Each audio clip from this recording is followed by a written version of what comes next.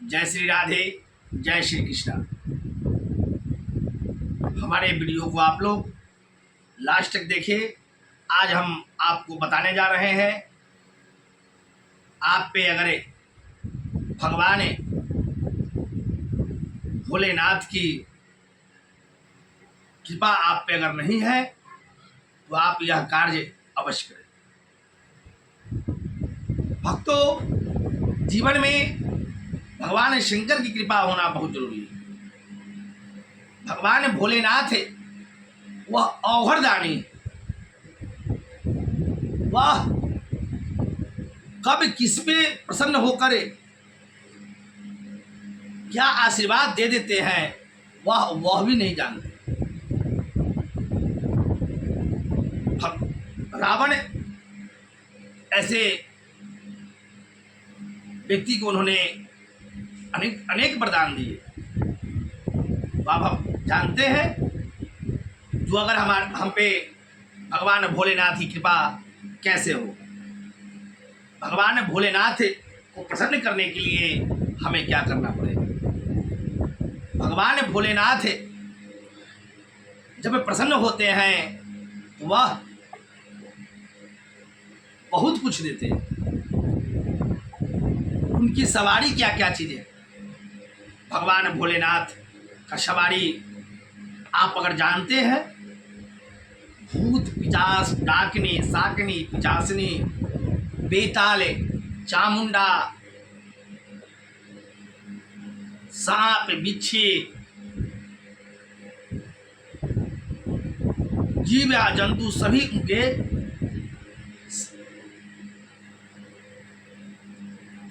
वह भगवान भोलेनाथ जब प्रसन्न होते हैं ना, वह आपके जीवन में बहुत ही मंगलमय होने लगता है।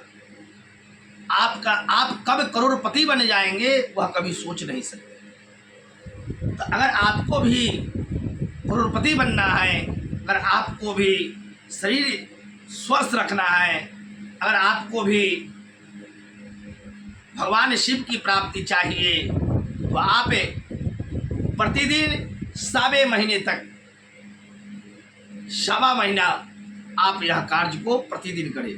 आपका जीवन अगर बहुत ज़्यादा कष्टमय है, आपके जीवन में कष्ट ही कष्ट होता जा रहा है, तो आप यह कार्य अवश्य करें। भगवान भोलेनाथ को प्रसन्न करने के लिए आप अपने घर में गंगा नदी से जाकर बालू या मिट्टी आप वहां से लेके आएंगे और बालू मिट्टी कुछ भी लेकर के आएंगे। 1 केजी हो 2 केजी हो, आप लेके आए घर पे, और वो उस बालू या मिट्टी में हल्दी, कपूर, चमेली का फूल,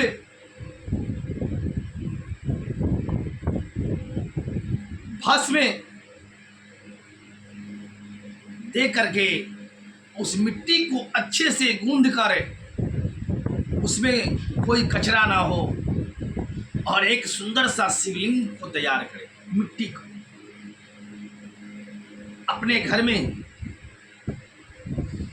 मिट्टी का शिवलिंग तैयार करके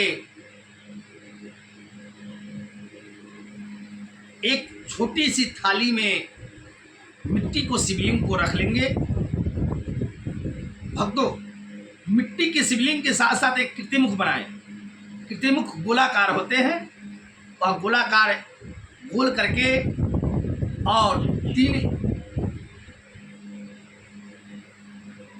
जगह जो है गोलाकार करे और रख करके और शिवलिंग के पास में रख ले, और भगवान भोलेनाथ को स्नान करा के वस्त्र चंदन दे करके आप उन्हें हल्दी, दूभी, कपूर, सेंट भस्म,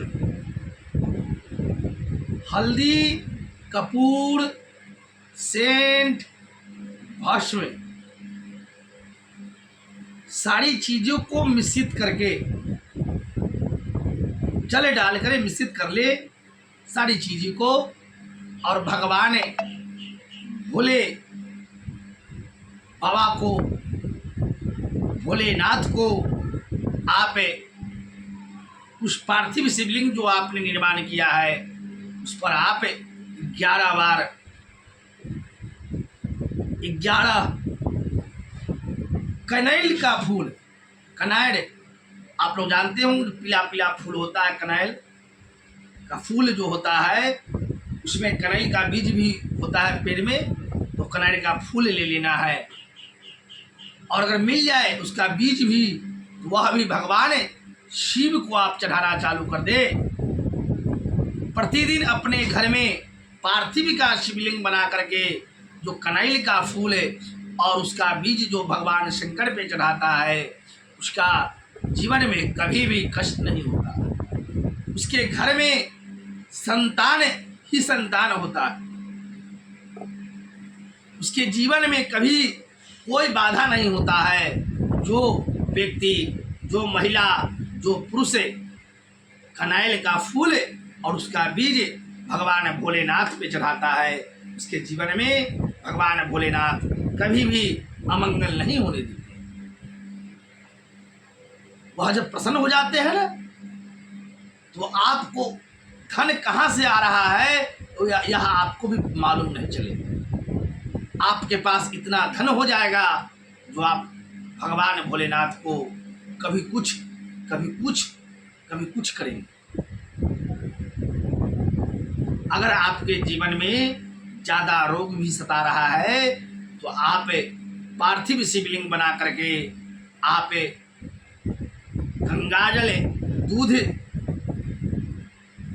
से आप भगवान भोलेनाथ का अभिषेक करने से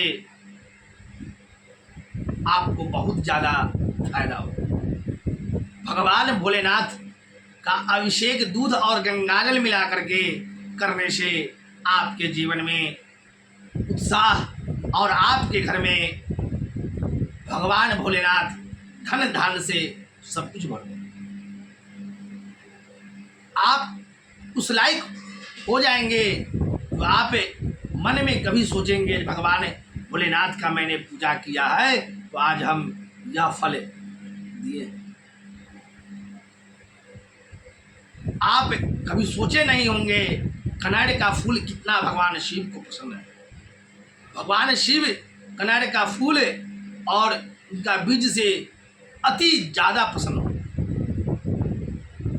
आप कनैल का फूल और पुष्प भगवान भोलेनाथ को जरूर चढ़ाएं, इससे आपके जीवन में मंगल ही मंगल होगा। आप भोलेनाथ की कृपा आप पे असीम हो। एक चीज और जान ले, भगवान भोलेनाथ किसी को भी प्रसन्न करना हो पहले उनकी पत्नी को प्रसन्न करे, पति खुद ब खुद प्रसन्न हो। तो मैया का पूजा करना ना भूलेंगे। मैया पार्वती जी को पहले प्रसन्न करेंगे, उनके बाद शिव जी ऑटोमेटिक प्रसन्न हो जाएंगे। मैया पार्वती जी कहेंगे शिव से, हमारा एक भक्त है, आपका भी भक्त है, भगवान शिव और ओघरदानी है, वह आपको इतना धन देने लगेंगे जो आप उस धन को कभी रख नहीं पाएंगे। आज के लिए इतना ही मित्रों।